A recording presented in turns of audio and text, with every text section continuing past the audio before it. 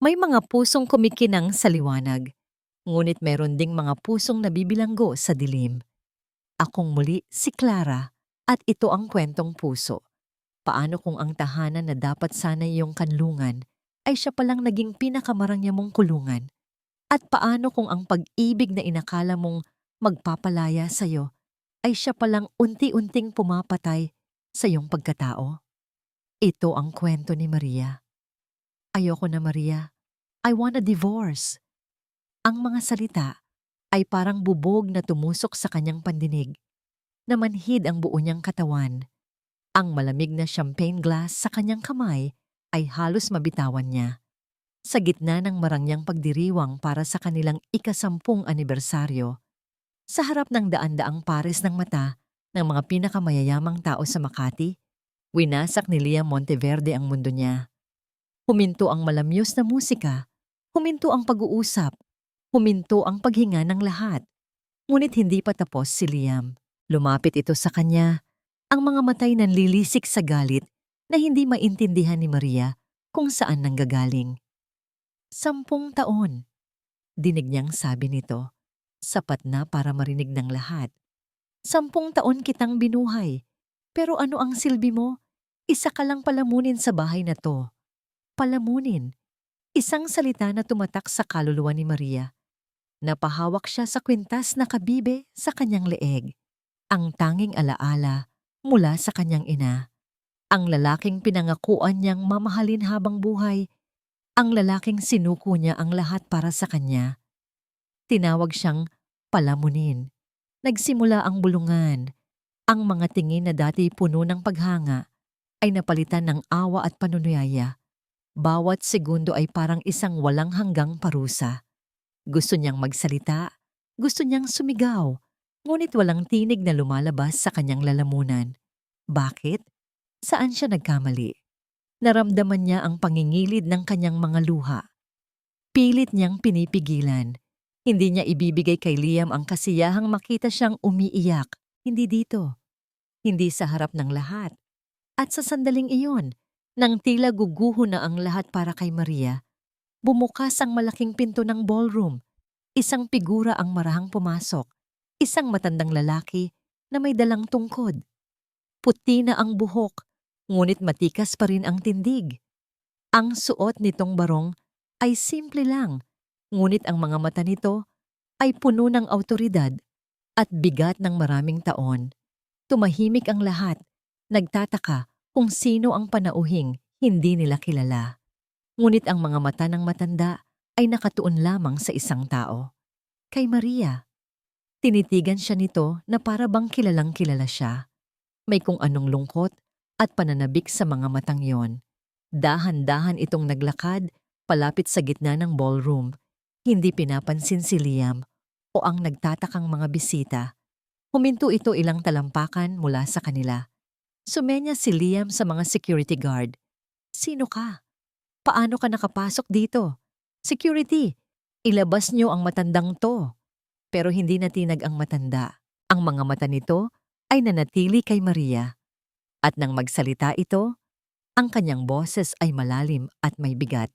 Isang boses na umalingaw-ngaw sa nakabibinging katahimikan ng buong bulwagan.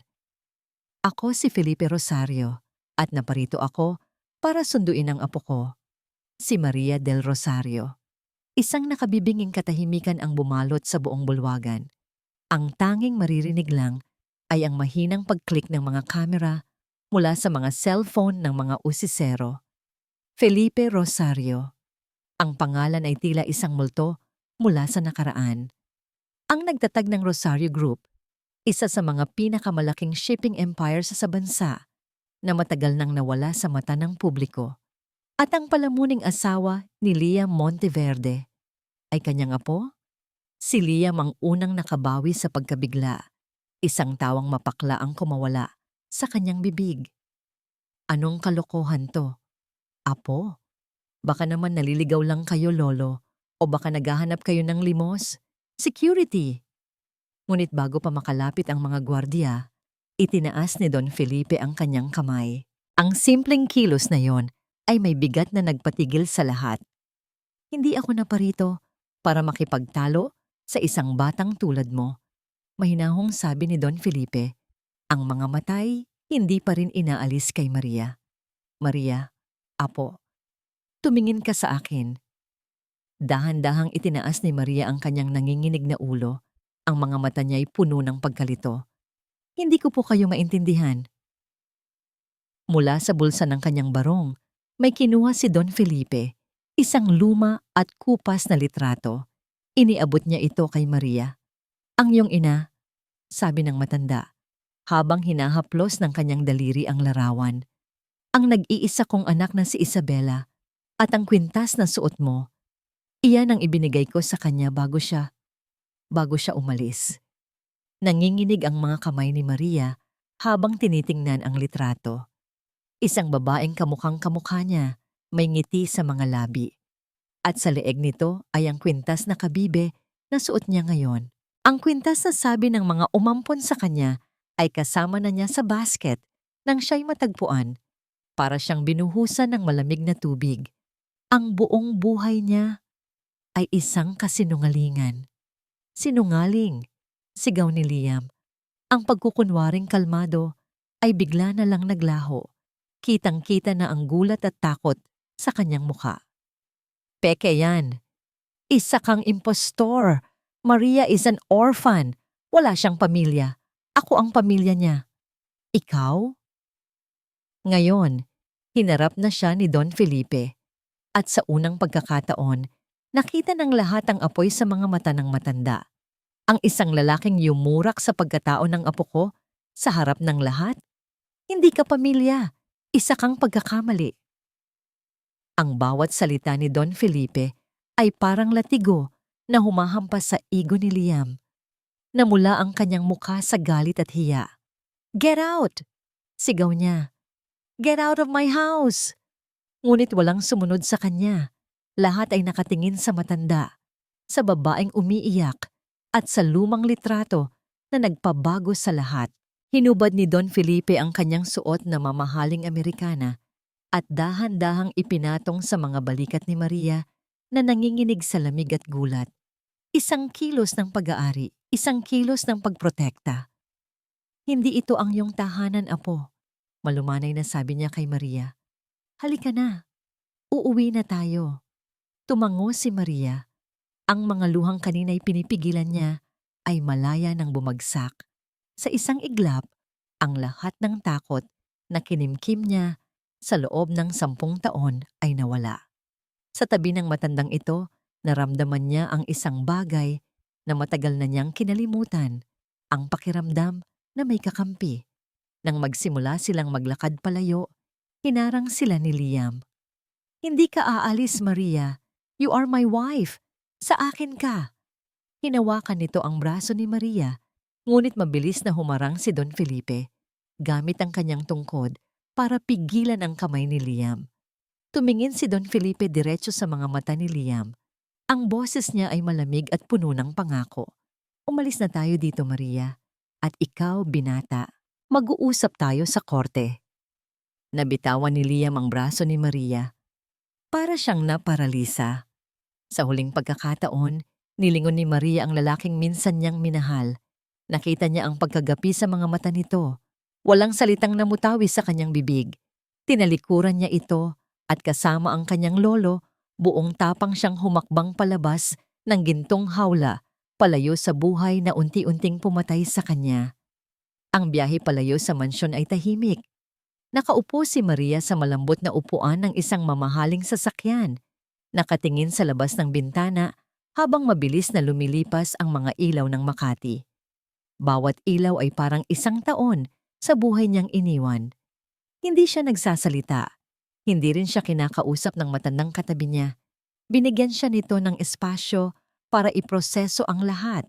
Nakarating sila sa isang 5-star hotel.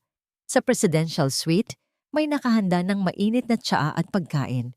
Doon lang nagsimulang magsalita si Don Felipe. Alam kong marami kang tanong, apo. Sabi nito sa malumanay na boses, habang iniaabot sa kanya ang isang tasa ng tsa. Nanginginig pa rin ang mga kamay ni Maria. Paano niyo po ako nahanap? Umupo si Don Felipe Sa tapat niya, ang mga matay puno ng lungkot. 40 taon. 40 taon kitang hinanap, Maria.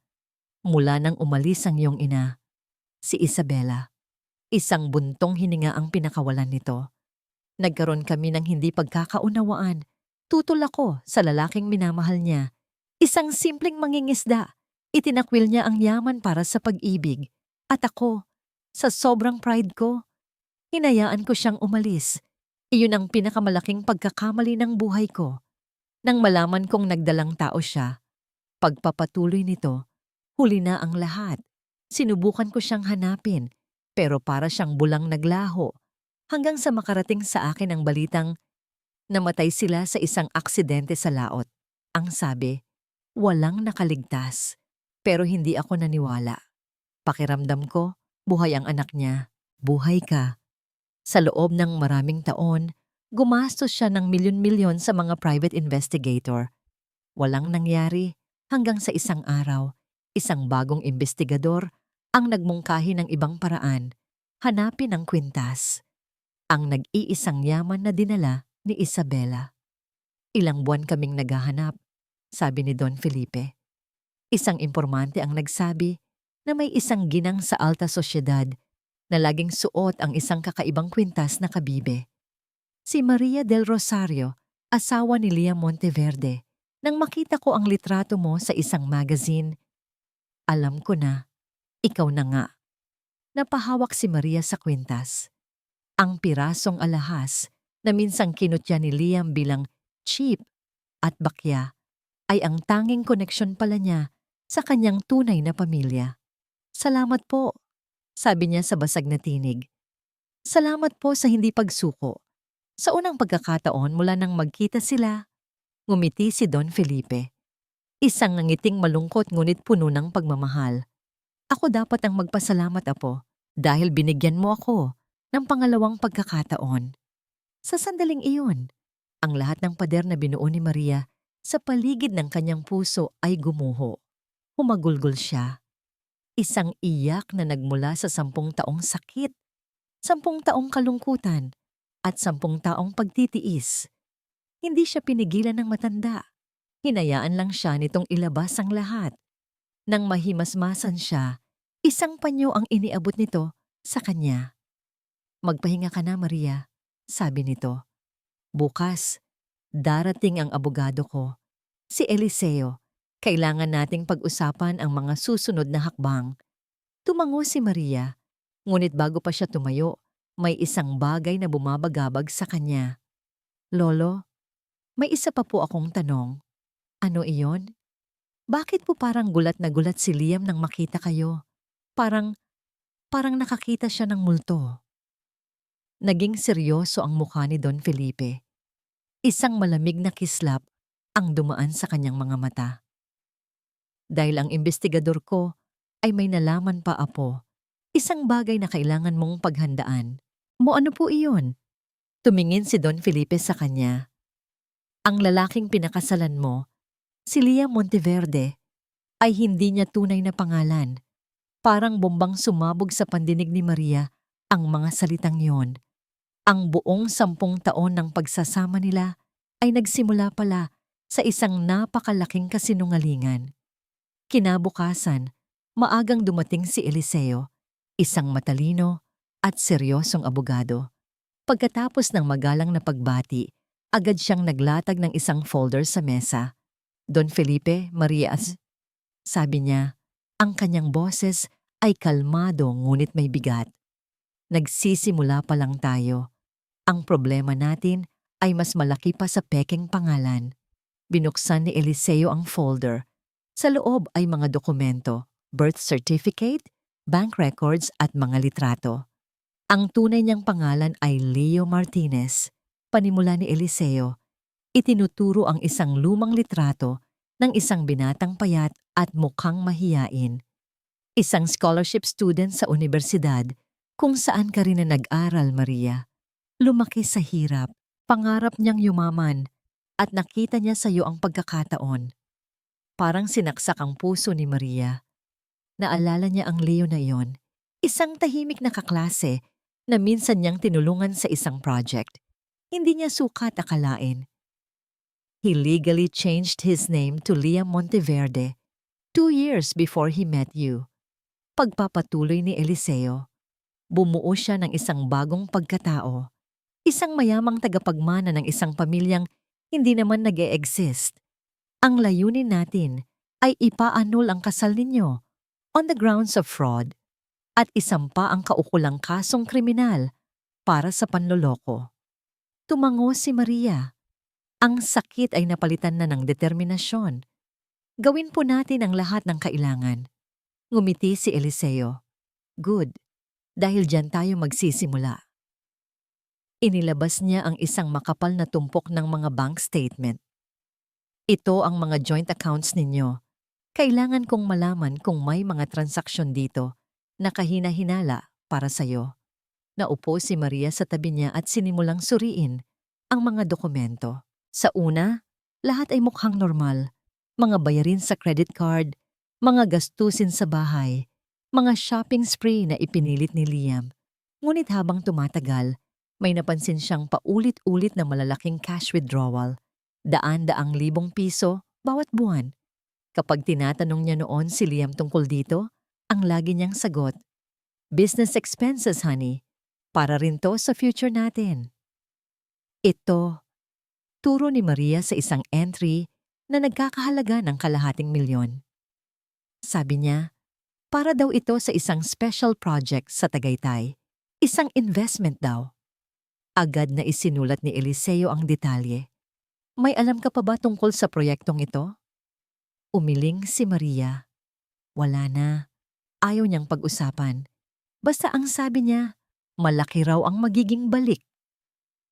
Sa sumunod na 2 oras, isa-isang tinukoy ni Maria ang mga kahina-hinalang gastusin. Bawat isa ay isang piraso ng isang malaking puzzle na unti-unting nabubuo sa kanilang harapan.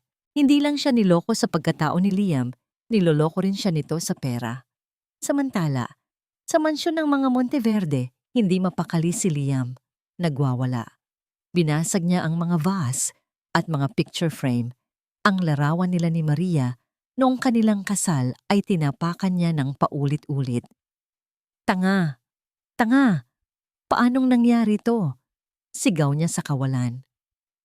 Ang balita tungkol sa pagdating ni Don Felipe Rosario ay kumalat na parang apoy. Ang mga telepono niya ay walang tigil sa pagtunog. Mga kaibigan na nagtatanong. Mga business partner na nag-aalala. Ang mundo na maingat niyang binuo sa loob ng isang dekada ay guguho na. Pero hindi siya papayag. Tinawagan niya ang kanyang sariling abogado. Isang tuso at walang konsensyang tao. I don't care how you do it. Utos niya sa telepono. Gawan mo ng paraan. Palabasin mong si Maria ang masama. Sabihin mong niloloko niya ako. Sabihin mong nakipagkuntsaba siya sa matandang yon para makuha ang pera ko. I-leak mo sa press. Siraan mo siya hanggang sa wala nang maniwala sa kanya.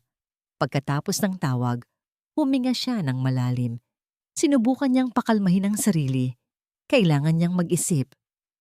Hindi pa tapos ang laban. May mga alas pa siya. At si Maria? Isang mahinang babae lang iyon. Sanay na sumunod. Sanay na matakot. Sa isang pitik lang niya, babalik din iyon sa kanya.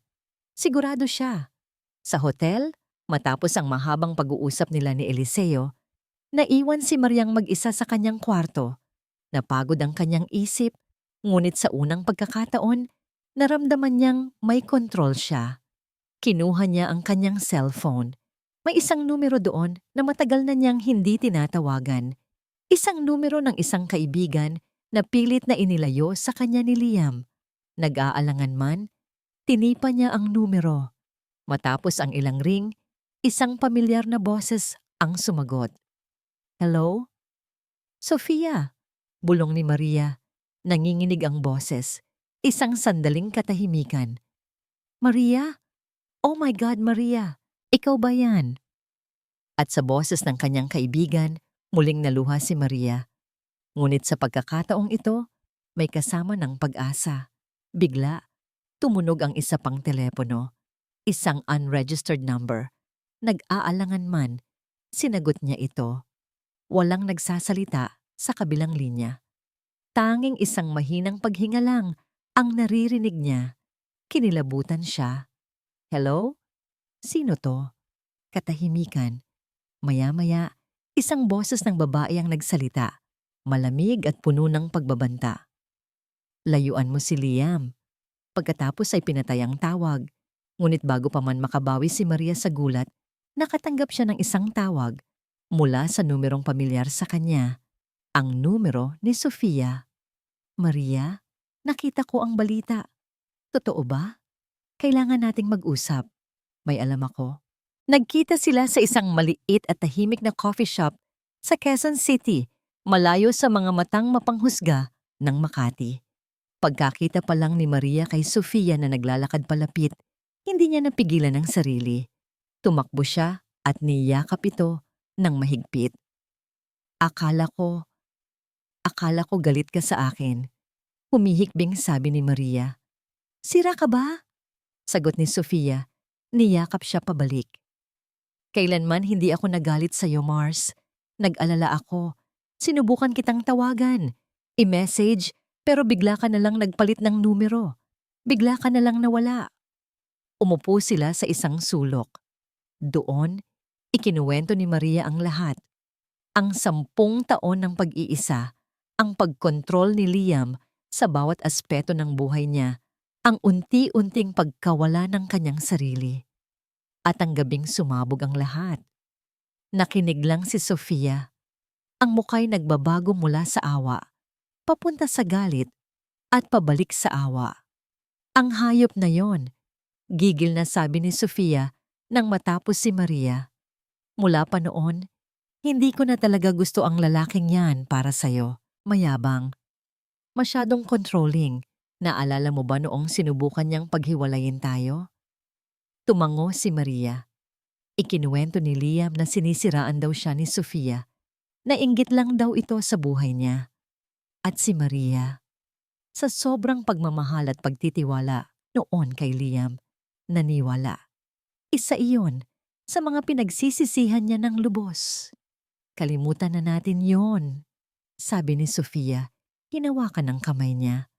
Ang mahalaga, magkasama na ulit tayo. At tutulungan kitang labanan ang demonyong yon. Huminga ng malalim si Sofia. Kaya ako tumawag, Maria, kasi may kailangan kang malaman. Noong mga panahong yon, bago tayo tuluyang hindi nag-usap, may mga nakita ako. Kinabahan si Maria. Ano ang nakita mo? Si Liam, sabi ni Sofia. May kasama siyang ibang babae, palagi, sa mga restaurant, sa mga bar. Hindi ko lang masabi sa'yo noon kasi alam kong hindi ka maniniwala at ayokong masira tayo ng tuluyan. Parang may pumiga sa puso ni Maria. Kahit na alam niyang tapos na sila, ang sakit ng katotohanan ay nandyan pa rin. Kilala mo ba kung sino? Umiling si Sofia. Hindi pamilyar pero maganda siya, bata. Mukhang sopistikada, laging nakaayos. Ang tawag sa kanya ni Liam, Belle. Belle. Biglang naalala ni Maria ang tawag na natanggap niya kagabi. Ang malamig na boses ng babae. Layuan mo si Liam. Habang sila'y nag-uusap, sa opisina naman ni Eliseo, abala ang kanyang mga tauhan. Ipinasok nila ang pangalang Leo Martinez sa lahat ng posibleng database. At doon, may lumabas. Isang maliit na kumpanya ng real estate na nakarehistro sa pangalan na yon, na itinatag 3 taon na ang nakalipas. I-cross-reference nyo to sa mga withdrawal na tinukoy ni Maria, utos ni Eliseo. Ilang minuto lang, nakuha nila ang sagot. Bawat malaking cash withdrawal na ginawa ni Liam mula sa joint account nila ni Maria ay eksaktong tumutugma sa petsa at halaga ng mga capital infusion sa real estate company ni Leo Martinez. Ibig sabihin, ginamit ni Liam ang pera nila ni Maria para pondohan ang sarili niyang kumpanya sa ilalim ng kanyang tunay na pangalan. Pero hindi yon ang pinakagulat sa lahat. Nang suriin nila ang mga corporate records ng kumpanya, may isa pang pangalan doon. Ang business partner ni Leo Martinez, isang Isabel Reyes. Tawagan mo si Maria. Mabilis na sabi ni Eliseo sa kanyang assistant. Pabalik sa coffee shop, matapos ang mahabang usapan, may inilabas si Sofia mula sa kanyang bag. Isang luma at medyo makapal na photo album. Dinala ko to, sabi niya, inilapag sa mesa. Para maalala mo kung sino ka bago pa dumating si Liam Monteverde sa buhay mo. Binuklat ni Maria ang album. Mga litrato nila noong college. Si Maria na tumatawa. Si Maria na aakyat ng bundok. Si Maria na may hawak na gitara, kumakanta kasama ang kanilang mga kaibigan. Isang babaeng puno ng pangarap, puno ng buhay. Isang babaeng matagal na niyang kinalimutan. Iyan ka, Mars, sabi ni Sofia. Malakas, matalino, masayahin. Huwag mong hahayaang kunin niya ulit yan sayo. Niyakap ni Maria ang album. Ito na ang magiging paalala niya. Sakto namang tumunog ang telepono niya. Si Eliseo. Maria, may nahanap kami. Sabi nito sa kabilang linya. Ang special project sa Tagaytay. Ito na yata yon. Ano po yon? Isang kumpanya at ang mga regular na bayad ay napupunta sa isang condo unit sa Tagaytay. Nakalisis sa ilalim ng isang pangalan. Huminga ng malalim si Eliseo. Maria, nahanap na namin kung sino ang nakatira sa condo. Hindi mo magugustuhan ito. Sino po siya? Tanong ni Maria, kahit na may hinala na ang kanyang puso. Isang sandaling katahimikan sa kabilang linya. Isabel Reyes, sagot ni Eliseo. Parang may kung anong malamig na bagay ang gumapang sa likod ni Maria. Isabel, nagtugma ang lahat. Ang babaeng nakita ni Sofia, ang business partner, ang boses sa telepono. Gusto kong puntahan, mariing sabi ni Maria. Ang boses ay hindi nanginginig. Puno ito ng isang malamig na galit. Maria, sigurado ka ba? Nag-aalalang tanong ni Eliseo. Baka hindi maganda ang kalabasan nito. Sigurado po ako, sagot niya. Kailangan kong makita. Kailangan kong malaman kung anong klaseng buhay ang itinayo niya gamit ang pera at ang buhay ko. Kinabukasan, kasama si Eliseo at dalawa nitong staff, bumiyahe sila pa Tagaytay. Ang destinasyon, isa sa mga pinakamamahaling luxury condominium doon na may tanawin ng Taal Volcano. Habang nasa biyahe, walang tigil ang pag-vibrate ng telepono ni Maria. Mga mensahe mula sa mga numerong hindi niya kilala. Mga link sa mga online news article, binuksan niya ang isa. Maria Rosario Monteverde, nakipagsabuatan sa bagong lutang na lolo para kamkamin ang yaman ng asawa. Sa loob ng artikulo, may mga panayam mula sa mga kaibigan na hindi pinangalanan. Sinasabi ng mga ito na si Maria ay laging nagrereklamo tungkol sa pera, na siya ay maluhong gastadora at posibleng may inspirasyon kaya bigla na lang nagkaroon ng lakas ng loob na kalabanin ang asawa. Bawat salita ay isang lason. Ang public relations machine ni Liam ay gumagana na. Sinusubukan siyang sirain, palabasing siya ang kontrabida sa sarili niyang kwento. Huwag mong basahin yan, Maria, sabi ni Eliseo. Napansin ang pagbabago sa ekspresyon niya. Expected na natin to, mga bayad na paninira. Ngunit hindi niya mapigilan. Masakit. Pagkatapos ng lahat ng kanyang sakripisyo, ganito ang igaganti sa kanya. Nang makarating sila sa condominium, kinausap ni Eliseo ang building administration. Bilang abogado, may legal na basehan sila para mag-inspeksyon. Sumakay sila sa elevator. Bawat palapag na kanilang dinadaanan ay nagpapabigat sa paghinga ni Maria. Pagdating sa penthouse floor, isang pinto lang ang nandoon. Lumapit si Maria. Sa tabi ng doorbell, may isang maliit na tansong plaque. Nakaukit doon ang pangalan ng nakatira. Isabel Reyes, Interior Designer. Napahawak si Maria sa kanyang dibdib. Totoo nga. Ang lahat ng hinala niya. Kumatok si Eliseo. Walang sumasagot. Kumatok siya ulit mas malakas. Wala pa rin. Mukhang wala siya, sabi ng isa sa mga staff. Ngunit may napansin si Maria. Ang pinto ay hindi nakalock ng maigi. Bahagya itong nakaawang. Nagkatinginan sila ni Eliseo. Sa isang tango mula sa abogado, dahan-dahang itinulak ni Maria ang pinto. Ang bumungad sa kanila ay isang sala na napakaganda, moderno, minimalist. Ang bawat gamit ay mamahalin at pinag-isipang mabuti. At sa gitna ng lahat, sa ibabaw ng isang glass top na mesa, ay isang malaking picture frame, isang litrato ni Liam at ng isang magandang babae, magkayakap at masayang tumatawa sa isang beach. Si Isabel Reyes. Ngunit hindi iyon ang nagpatigil sa paghinga ni Maria. Sa likod ng frame sa pader ay may isang napakalaking painting. Isang painting ng Taal Volcano. Ang estilo, ang mga kulay, ang bawat brush stroke, pamilyar sa kanya. Dahil siya ang nagpinta noon, isa yun sa mga unang painting na ginawa niya pagkatapos nilang ikasal. Regalo niya para kay Liam. Sinabi nito na nawala raw iyon habang inililipat sa bodega. Pero hindi pala. Narito lang. Sa bahay ng kabit niya. Biglang tumunog ang telepono ni Maria. Isang tawag mula sa isang numerong pamilyar sa kanya. Si Aling Nena, ang kanilang kasambahay. Ma'am Maria. Umiiyak ang boses ng matanda sa kabilang linya. Ma'am, pasensya na po sa abala. Pero, Aling Nena, bakit po? Ayos lang ba kayo? Si Sir Liam po. Pinalalayas na niya ako. Sabi niya, traitor daw ako. Kasi ano po? Kasi ayaw ko pong magsinungaling para sa kanya. Ayaw ko pong sabihin sa mga reporter na masama kayong asawa. Ma'am Maria, ipinagdarasal ko po kayo. Huwag kayong susuko. Binaba ni Maria ang telepono. Ang sakit na nararamdaman niya ay napalitan ng determinasyon. Tumingin siya sa paligid ng condo unit. Sa bawat sulok ay may bakas ng kanyang buhay na ninakaw. Biglang, may natanggap siyang text message mula kay Liam. See?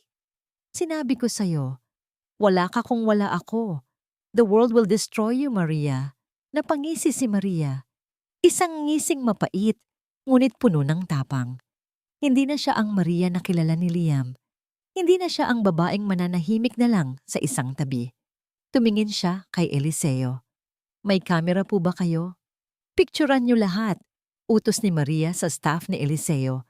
Ang boses ay kalmado at kontrolado. Lalo na yung painting. Kunin niyo ang bawat detalye. Habang abala ang mga ito, si Maria naman ay lumabas sa balcony. Ang malamig na hangin ng Tagaytay ay tila naglinis sa kanyang isipan. Ang text message ni Liam ay nagpaulit-ulit sa kanyang utak. The world will destroy you, Maria. Hindi kong mauuna ako. Bulong niya sa hangin. Pagbalik nila sa Maynila, isang plano ang nabuo sa isipan ni Maria. Kung gusto ni Liam ng media war, ibibigay niya ito sa kanya.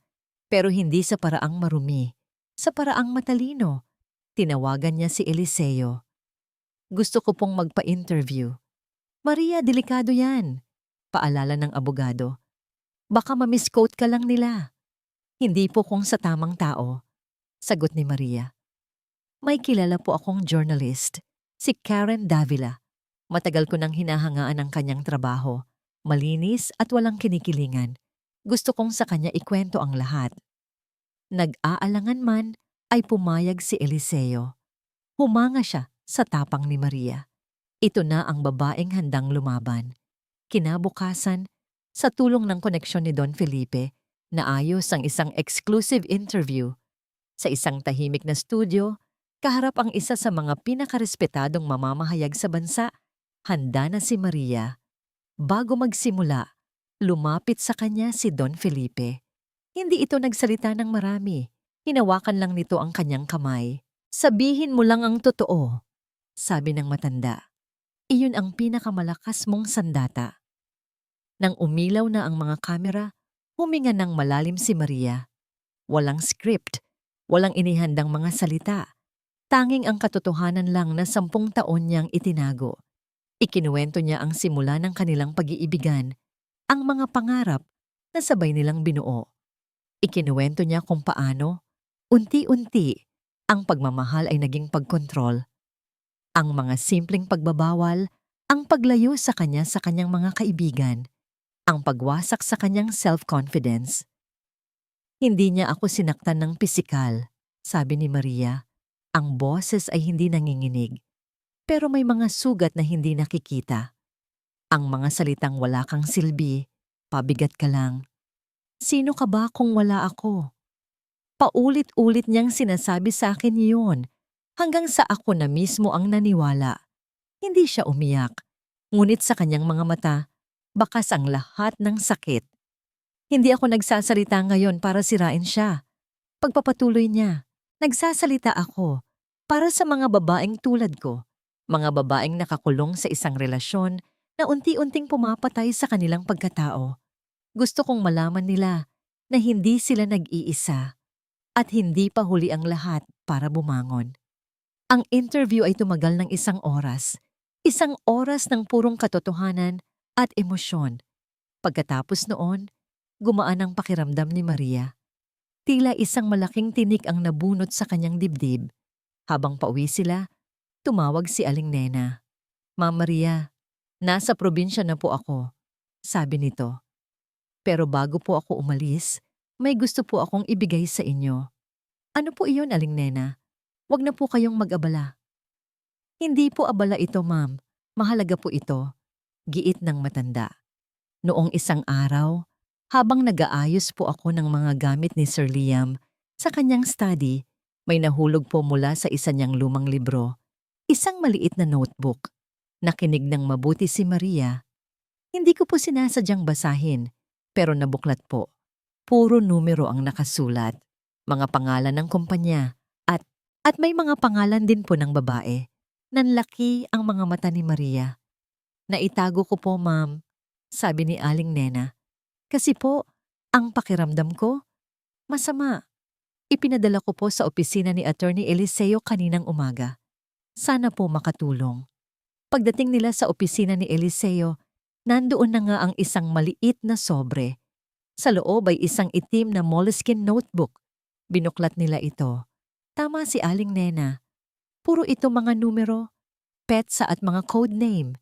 Tila isang ledger ng mga sikretong transaksyon. This is it, bulong ni Eliseo. This is the missing link. Habang binabasa nila ang bawat pahina, isang particular na entry ang nakakuha ng kanilang pansin. Isang entry na paulit-ulit na lumalabas. Laging may kasamang malaking halaga. Nakasulat sa dulo ng pahina, sa maliit na letra, ang pangalan ng proyekto. Project Nightingale. Nagkatinginan si Maria at si Eliseo. Ang pangalan ay tila simple, ngunit ramdam nila pareho ang bigat nito. Hindi ito tungkol sa panloloko lang sa asawa. Hindi ito tungkol sa isang kabit. Ito ay isang organisadong krimen. 2 araw na pinagpuyatan ng buong team ni Eliseo ang itim na notebook. Nag-hire sila ng isang forensic accountant para lang basagin ang mga code na ginamit ni Liam. Habang naghihintay ng resulta, inilabas ang interview ni Maria. Kumalat ito sa buong bansa. Naging viral. Ang sympathy ng publiko na sinubukan sirain ni Liam ay bumalik sa kanya ng triple. Ang mga hashtags na #LabanMaria at We Believe You Maria ay nagtrending sa social media. Natanggap ni Maria ang libu-libong mensahe ng suporta mula sa mga taong hindi niya kilala. Mga babaeng nagsasabing naging boses siya para sa kanila. Sa unang pagkakataon sa loob ng 10 taon, naramdaman niyang hindi lang siya basta asawa ni Liam Monteverde. Siya si Maria at may halaga ang kanyang kwento. Sa kabilang dako, ang mundo ni Liam ay gumuho ng mas mabilis. Ang interview ay isang bombang sumira sa kanyang reputasyon. Ang mga kaibigan niya ay nagsimulang dumistansya. Ang mga board member ng mga kumpanyang kasosyo niya ay tumatawag para sa isang emergency meeting. Ang pangalang maingat niyang inalagaan ay naging simbolo ng panloloko at pang-aabuso. Lalo siyang nagalit. lalo siyang naging desperado. Sa ikatlong araw, tinawag ni Eliseo si Maria at si Don Felipe para sa isang pulong. Seryoso ang mukha ng abogado. Nalaman na namin kung ano ang Project Nightingale, sabi niya. Inilatag ang isang malaking whiteboard na puno ng mga diagram at koneksyon. Hindi ito simpleng investment, pagpapatuloy ni Eliseo. Isa itong komplikadong money laundering scheme.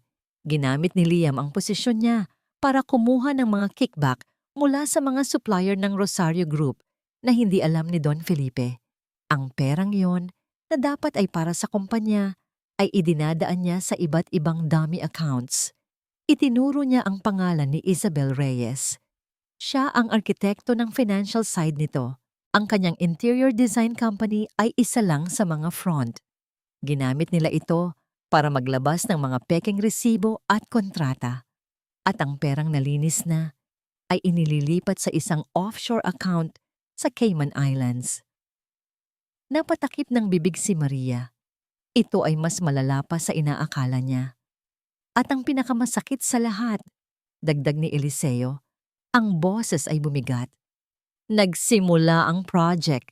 Nightingale, 8 taon na ang nakalilipas. 2 taon pa lang kayong kasal noon, Maria. Isang malamig na katotohanan ang tumama kay Maria. Mula pa sa simula, plinano na niya ang lahat. Hindi siya minahal ni Liam. Isa lang siyang kasangkapan. Isang susi para makapasok sa mundo ng mga Rosario. Tumingin si Don Felipe sa apo niya.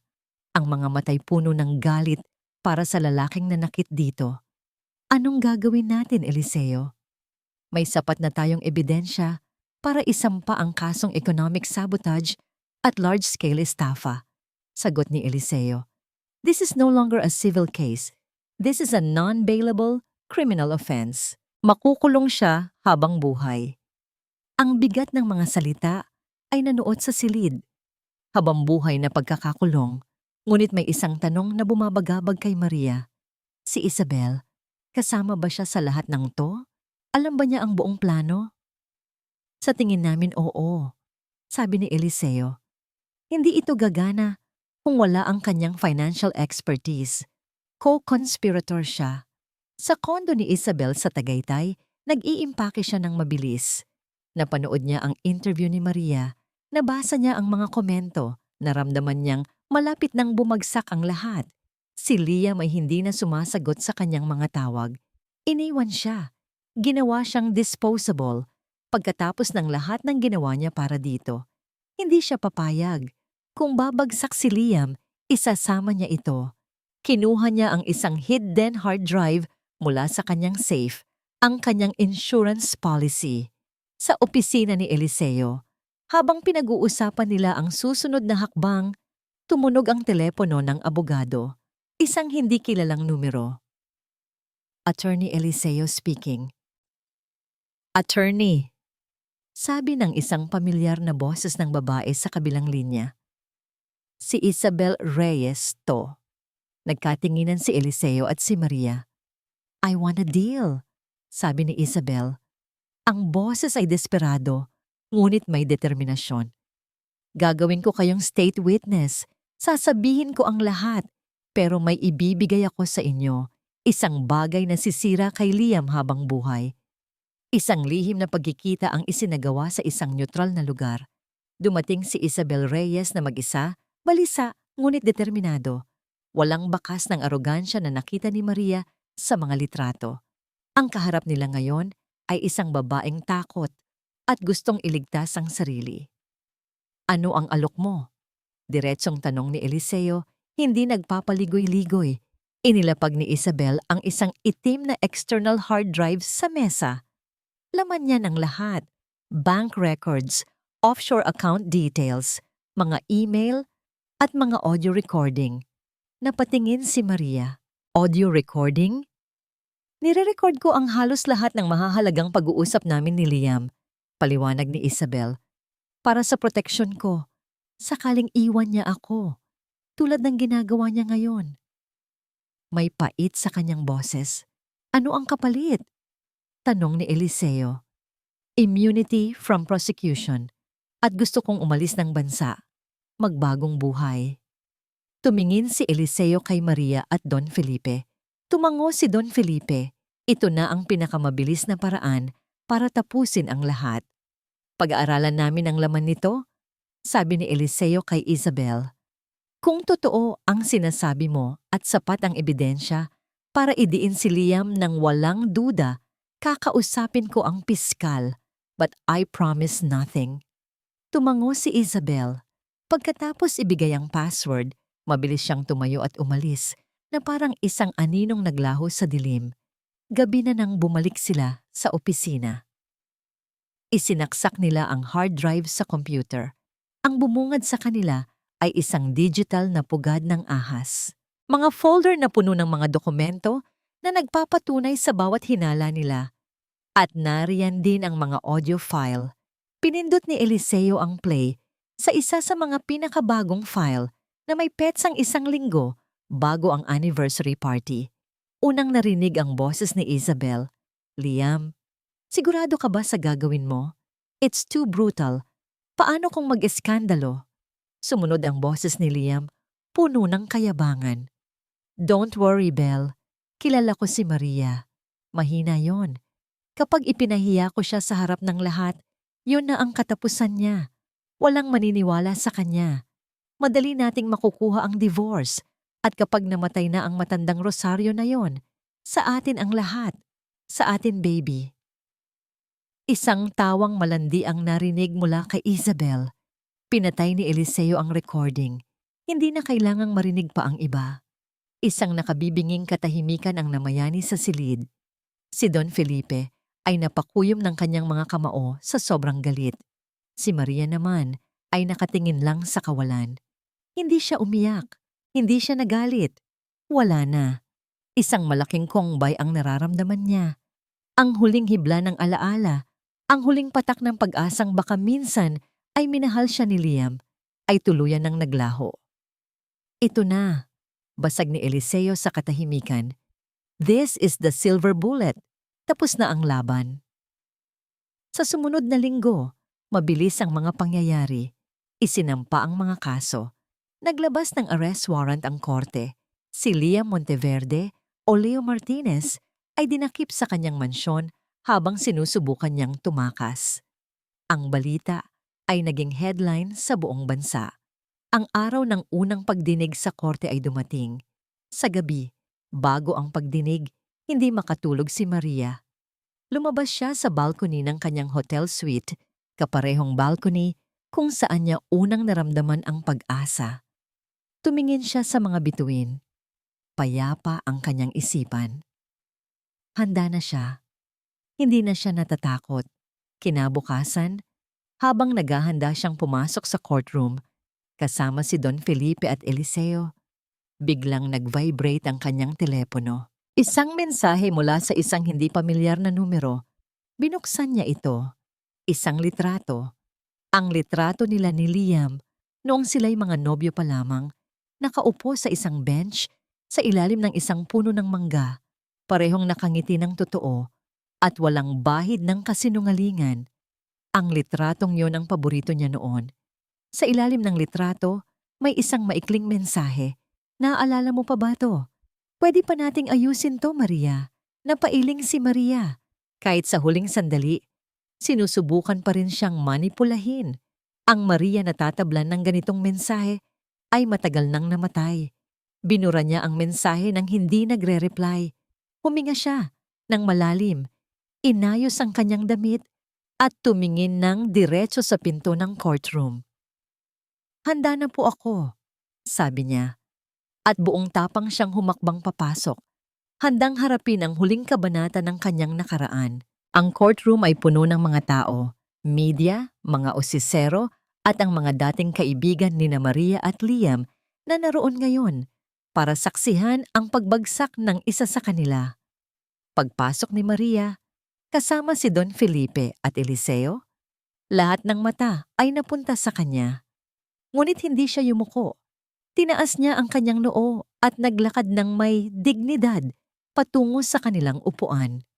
Ilang sandali pa, ipinasok si Liam. Nakaposas ang dating aroganteng tindig ay napalitan ng pagkayamot at bahagyang takot. Ang mamahaling suit na suot niya ay hindi maitago ang katotohanang isa na siyang akusado. Nagtama ang kanilang mga mata.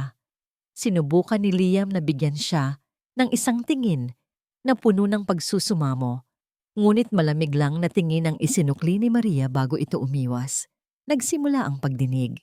Ang abogado ni Liam, isang kilalang matalinong manananggol, ay sinubukang ipinta si Maria bilang isang gold digger, isang asawang oportunista na nang malaman na mayaman pala ang kanyang pamilya ay biglang gumawa ng kwento para sirain ang kanyang mabuting asawa at makuha ang lahat. Wala kayong kahit anong matibay na ebidensya maliban sa salaysay ng isang babaeng desperada at isang matandang ulyanin na, deklara ng abogado ni Liam. Kalmado lang na tumayo si Eliseo. Your Honor, with all due respect, the counsel is mistaken. We have more than enough evidence. At isa-isa niyang inilatag ang mga baraha. Unang ipinakita ang mga dokumento ng pagpapalit ng pangalan ni Leo Martinez. Sumunod, ang mga bank record na nagpapakita ng sistematikong paglipat ng pera mula sa joint account patungo sa mga kumpanya ni Leo Martinez. Isinunod niya ang testimonya ni Sofia na nagpatunay sa maagang pagpapakita ni Liam ng controlling behavior at ang pagkikita nito kasama si Isabel Reyes noon pa man. Bawat ebidensya ay parang isang pako na lalong nagbaon kay Liam sa hukay na siya mismo ang gumawa. Ang kanyang mukha ay unti-unting namumutla. At para sa huling alas, ipinatawag ni Eliseo ang kanilang huling ebidensya. The prosecution would like to play an audio recording, Your Honor. Pumayag ang hukom. Isang speaker ang inilapit sa mikropono. At sa buong courtroom, umalingaw ang boses ni Liam, malinaw at hindi maikakaila. Kilala ko si Maria. Mahina yon. Kapag ipinahiya ko siya sa harap ng lahat, yon na ang katapusan niya. At kapag namatay na ang matandang Rosario na yon, sa atin ang lahat, sa atin baby. Isang kolektibong gasp ang narinig mula sa mga tao. Lahat ng pagdududa, lahat ng tsismis laban kay Maria ay naglaho sa isang iglap. Ang katotohanan ay nakahain na sa harap nilang lahat, brutal at hindi mapapasubalian. Ang abogado ni Liam ay natulala, walang masabi. Si Liam naman ay napasubsob sa kanyang mga kamay, ang kanyang mga balikat ay nanginginig sa pagkagapi. Sa sandaling iyon, si Maria ay hindi nakatingin kay Liam. Hindi niya gustong makita ang kanyang pagkatalo. Tumingin siya ng diretso sa hukom. Tumingin siya sa kanyang hinaharap. Isang hinaharap na malaya na sa anino ng lalaking iyon. Nang matapos ang recording, tumayo ang hukom para ibigay ang kanyang desisyon. Based on the overwhelming evidence presented, this court finds Mr. Leo Martinez, also known as Liam Monteverde, guilty beyond reasonable doubt on all charges. Isang malakas na paghampas ng gavel ang nagpatahimik sa buong silid. Tapos na. Tumayo ang mga gwardya para kunin si Liam. Habang dinadaan siya sa tabi ng kinauupuan ni Maria, huminto siya saglit. Sa huling pagkakataon, nagsalita siya sa isang bulong na para lang kay Maria. Hindi pa to tapos. Hindi sumagot si Maria. Hinayaan lang niya itong kuhanin ng mga gwardya at ilabas ng courtroom. Nang makalabas sila sa gusali, sinalubong sila ng mga kamera at mikropono, ngunit hindi sila tumigil. Sa gitna ng kaguluhan, hinawakan ni Don Felipe ang kamay ng kanyang apo. Natapos na, Maria. Sabi ng matanda, ang boses ay puno ng ginhawa. Natapos na ang lahat. Tumango si Maria. Isang kakaibang pakiramdam ang bumalot sa kanya. Hindi purong saya, hindi rin lungkot. Isang halo ng kapayapaan at pagkahapo. Ang bigat na 10 taon niyang pinasan ay sa wakas na bitawan na. Malaya na siya. Ang pagbagsak ni Liam Monteverde ay mabilis at walang awa. Ang lipunang minsan ay sumamba sa kanya ay siya ring unang tumalikod. Ang mga balita ay hindi lang tungkol sa kanyang pagkakakulong. Ito ay tungkol sa kanyang buong pagkatao, isang lalaking binuo mula sa kasinungalingan. Naging paboritong pulutan sa mga coffee shop at social gatherings ang kwento ni Leo Martinez, ang mahirap na binatang nangarap at nanloko. Ang pamilya ni Liam, na dati ipinagmamalaki ang kanilang matagumpay na anak, ay nagkulong na lang sa kanilang bahay. Hindi na sila iniimbitahan sa mga party. Ang mga amiga ng kanyang ina ay hindi na sinasagot ang mga tawag nito. Ang hiya, ang kahihiyan, ay isang makapal na kumot na bumalot sa buong pamilya nila. Ito, para sa kanila, ay mas masakit pa kaysa sa pagkakakulong ni Liam. Si Maria, sa kabilang banda, ay pinili na manatili muna sa hotel kasama si Don Felipe, malayo sa mata ng publiko. Binabasa niya ang mga balita, hindi para magdiwang, kundi para maramdaman ang tuldok sa dulo ng isang mahabang pangungusap. Isang araw, habang nagbabasa siya ng dyaryo, may isang maliit na artikulo sa gilid na nakakuha ng kanyang pansin. Isabel Reyes, umalis ng bansa. Ayon sa Bureau of Immigration, lumipad ito patungong Switzerland isang araw pagkatapos ng pagdinig. Malaya, ngunit habang buhay natatakasan ang multo ng kanyang ginawa. Hindi naramdaman ni Maria ang galit. Naramdaman niya ang awa. Awa para sa isang babaeng ginamit ang talino sa maling paraan at sa huli ay naiwang mag-isa. Huwag mo na silang isipin, Apo, sabi ni Don Felipe na napansin ang kanyang pagkatulala. Ang mahalaga ngayon ay ang iyong kinabukasan. Inilapag ng matanda ang isang set ng mga susi sa mesa. Mga susi na luma ngunit matibay. Ipinagawa ko na ang dati nating bahay sa Batangas, sabi niya, ang mga matay nagniningning. Ang bahay kung saan lumaki ang iyong ina. Hinihintay ka na noon. Napatingin si Maria sa mga susi. Batangas, ang lugar na naririnig lang niya sa mga kwento. Ang dagat, ang sariwang hangin, isang bagong simula. Panahon na para umuwi, dagdag ng kanyang lolo. Sa sumunod na mga araw, tinulungan siya ni Sofia na ayusin ang mga gamit na gusto niyang dalhin mula sa mansyon ni Liam. Hindi marami. Karamihan sa mga damit at alahas na bigay nito ay ipinadonate niya. Ang gusto lang niyang dalhin ay ang mga bagay na tunay na sa kanya. Ang kanyang mga libro, ang kanyang mga gamit sa pagpipinta, at iilang personal na alaala. Habang naghahalongkat sa isang lumang baul na itinago niya sa pinakasulok ng walk-in closet, may nakita siyang isang selyadong sobre. Medyo naninilaw na ang papel. Sa labas, nakasulat ang sarili niyang handwriting noong siya'y bata pa. Para sa akin, sa hinaharap. Dahan-dahan niyang binuksan ito. Sa loob ay isang sulat na isinulat niya para sa kanyang 18-year-old self. Puno ito ng mga pangarap. Sana sa panahong binabasa mo to, isa ka ng sikat na pintor. O kaya naman, naglalakbay ka sa buong mundo. Sana masaya ka. Sana marami kang kaibigan. At sana, nahanap mo na ang isang pag-ibig na magpapasaya sa'yo at susuportahan ang lahat ng pangarap mo.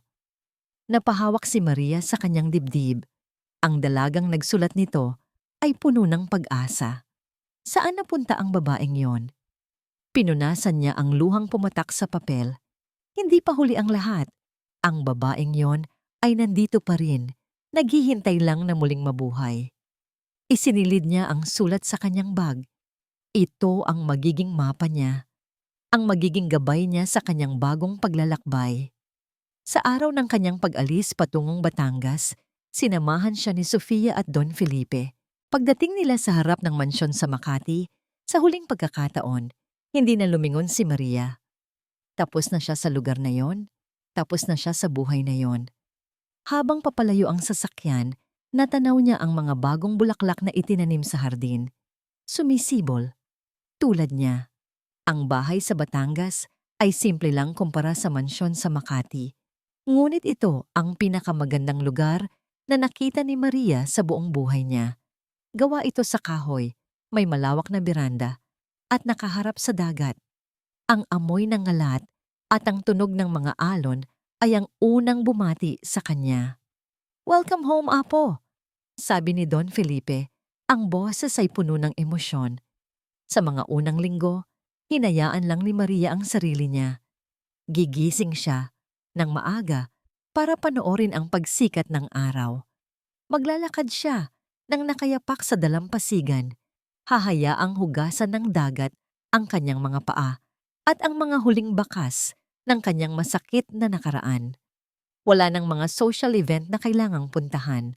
Wala ng mga peking ngiti na kailangang ibigay. Ang tanging kasama niya lang ay ang kanyang lolo, ang mga bagong kasambahay na palangiti at ang payapang tunog ng kalikasan. Isang araw, inilabas niya ang kanyang mga gamit sa pagpipinta. Matagal na mula noong huli siyang humawak ng brush. Sa una, nanginginig ang kanyang kamay. Ngunit habang tumatagal, ang mga alaala ng tamang paghahalo ng kulay, ang tamang diin ng bawat hagod ay bumalik. Ang una niyang ipininta ay ang pagsikat ng araw na lagi niyang pinapanood. Puno ito ng kulay kahel, rosas at ginto. Puno ng pag-asa. Dahan-dahan, sinimulan din niyang aralin ang negosyo ng pamilya. Tinuruan siya ni Don Felipe kung paano basahin ang mga financial report, kung paano makipag-usap sa mga kliyente. Nagulat siya sa sarili niya. May talino pala siya sa bagay na ito. Ang babaeng inakala ni Liam na walang silbi ay may kakayahan palang magpatakbo ng isang shipping empire. Pero hindi niya hinayaang kainin ng trabaho ang kanyang buong oras. Binabalanse niya ito. Sa hapon, pagkatapos ng trabaho, ay pumupunta siya sa maliit na bayan. Nakikipagkwentuhan sa mga mangingisda, bumibili ng sariwang isda sa palengke. Isang hapon, habang naglalakad, nakita niya ang isang maliit na karinderya sa tabi ng daan. Simple lang ito. May iilang mesang plastik at mga upuang monoblock. Pumasok siya at umorder ng isang mangkok ng mainit na lomi at isang bote ng Coke. Habang kumakain siyang mag-isa, nakatingin sa mga basang naglalaro sa kalye. Isang ngiti ang sumilay sa kanyang labi. Isang ngiting totoo.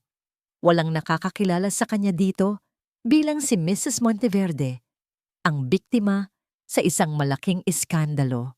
Dito, siya lang si Maria, isang ordinaryong babae na kumakain ng lomi. At sa simpleng sandaling iyon, naramdaman niya ang tunay na kaligayahan. Binuklat niya ang sulat na isinulat niya para sa kanyang sarili. "Sana masaya ka." "Masaya na ako," bulong niya. "Sana marami kang kaibigan." Naging malapit na sa kanya ang mga tindera sa palengke. Naging kaibigan niya ang anak ng mangingisda na tinuturuan niyang magpinta tuwing Sabado. Sana isa ka ng sikat na pintor. Hindi pa siya sikat. Ngunit ang kanyang mga pader sa bahay ay puno na ng kanyang mga obra. At iyon, para sa kanya, ay sapat na. At sana, nahanap mo na ang isang pag-ibig na magpapasaya sa'yo at susuportahan ang lahat ng pangarap mo. Hindi pa niya ito nahahanap. Ngunit sa unang pagkakataon sa kanyang buhay, naramdaman niyang hindi niya ito kailangan para maging buo. Ang pag-ibig na natagpuan niya para sa kanyang sarili ay higit pa sa sapat.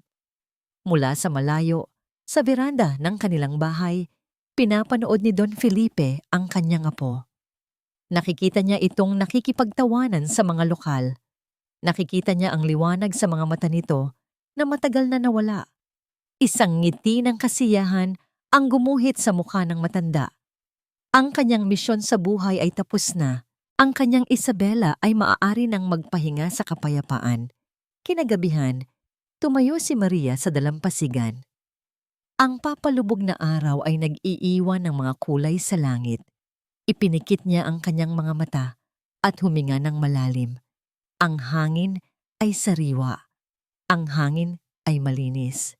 Ito ang amoy ng kalayaan. At sa pagsara ng kahon, tuluyan na ring nagsara ang isang kabanata ng kanyang buhay upang magbigay daan sa isang panibagong umaga.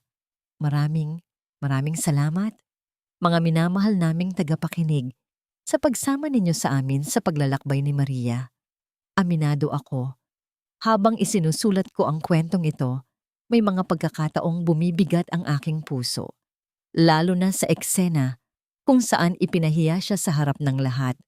Damang-dama ko ang bawat salitang binitiwan laban sa kanya at ang bigat ng kanyang pananahimik. Ang istorya ni Maria ay katang-isip lamang, ngunit ang kanyang pinagdaanan ay salamin ng mga tunay na karanasan. Isang paalala na sa likod ng bawat pinto, sa likod ng bawat ngiti, ay may mga pusong tahimik na lumalaban. Ito ay kwento ng pagbangon na kahit sa pinakamadilim na gabi, may munting buto ng pag-asa na kayang tumubo. At ang tunay na pagpapatawad ay hindi para sa taong nagkasala sa'yo, kundi isang regalong ibinibigay mo sa iyong sarili, ang regalong kapayapaan. Kaya naman, iiwan ko sa inyo ang isang tanong. Kung kayo si Maria, sa kabila ng lahat ng sakit at panloloko, kaya niyo bang magpatawad para sa sarili ninyong kapayapaan? Ano ang masasabi ninyo sa kanyang naging desisyon? Mag-iwan lamang ng inyong komento sa ibaba. At kung nagustuhan ninyo ang kwentong ito, sana'y pindutin ninyo ang like button at ibahagi ito sa inyong mga kaibigan. Muli, ako si Clara. Hanggang sa susunod na kwentong puso. Ang kwentong inyong napakinggan ay pinamagatang Ang Gintong Hawla. Nagpapasalamat ang inyong lingkod, Clara.